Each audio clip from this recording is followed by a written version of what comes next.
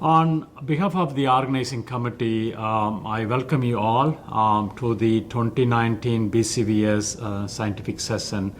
We are here on the second day. As an organizing committee, we introduced so many new sessions this time. One of the sessions is called cardio-oncology, the way how we treat cancer. It's linked to heart disease. So I have here with me Dr. Paul Burridge. He is an assistant professor in pharmacology, Feinberg School of Medicine at Northwestern.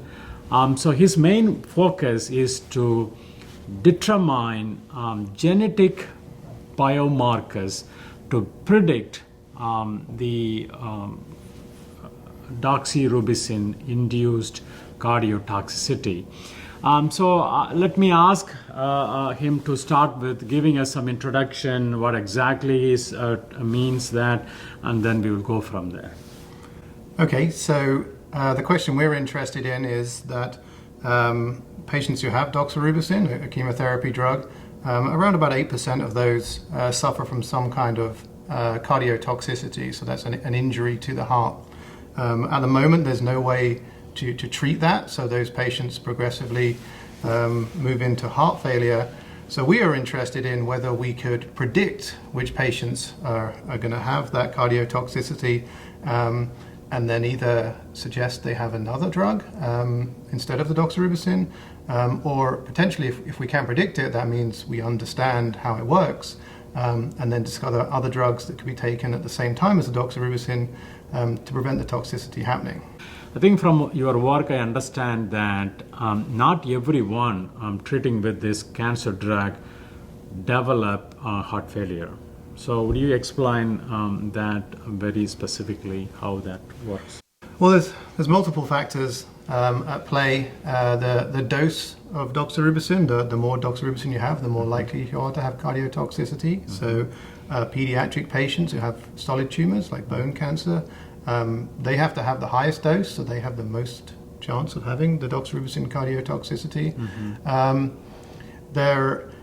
We are specifically interested in the pediatric population because that means that we can eliminate some of the comorbidities, the other factors that might be giving the patients a predisposition to the toxicity. So in this case, how do you work with the patients or the clinicians?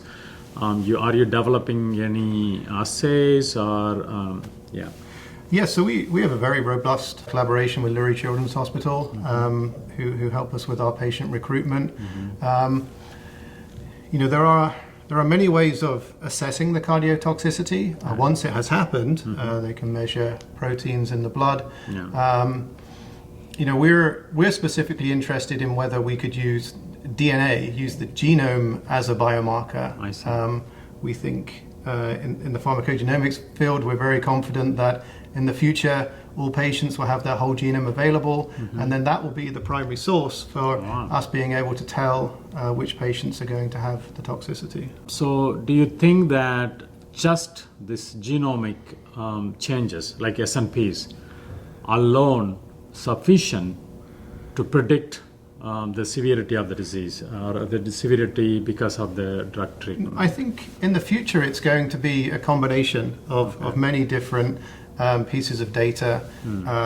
There is, as I mentioned, the blood protein markers, proteomics, advances in the electronic health record, so we can track more data, personal tracking, and of course the combination of big data in general.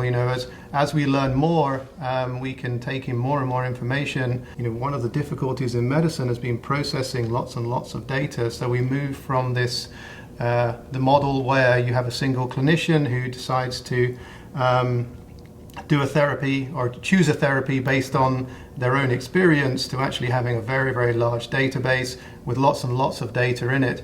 And I think the genomics is just going to be one facet of that. Also, I learned from your work that you use iPSC as a model where you can validate these drugs and then the predicting biomarkers, whether as a model to test for the treatment. Would you comment on that as well? So the The iPS cells, these stem cells, we make them from blood. Yeah. We take a blood cell and we turn it into a stem cell, and the only thing that's transferring from the patient is just their genome. So we then turn those stem cells into heart cells, treat them with the drug, and then look to see how it affects them. And we really like that model because, obviously we can't test these different doses and different assays on patients. You can't isolate individual human cardiomyocytes very easily. Yeah. So it gives us this renewable source where we have just the genome is the thing that's kind of come along with the cells, and that gives us a very clean system for assessing the drug effects. Absolutely. So I think the other thing I would ask you is the process. Like, I mean, in this case, you identify a patient, and then the doctor wants to treat the patient immediately, but then you take time to collect and generate iPSC and test. I mean, there is a period. There is. So there's two different models. We've worked extensively on using the genomics as the marker, using the DNA to predict. But you're talking about the other method, where could we take the blood, make the stem cells, make the cardiomyocytes, test them, and see what response that particular patient would have. Now, that's a 3 to 6 month process at the moment. The patients usually have about 2 weeks before their first chemotherapy drug dose. Right. But we are very aware of this in the lab. We have been. There are some serious advances in technology that are needed to be able to compress that timeline and potentially eliminate a number of steps. I'll say we're working on it.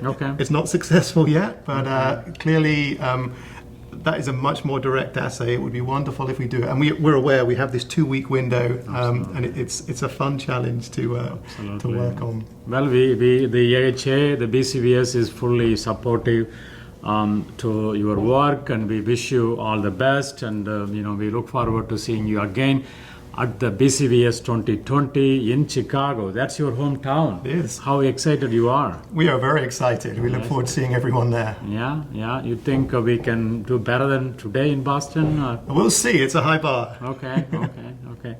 Let's celebrate the momentum, and thank you all.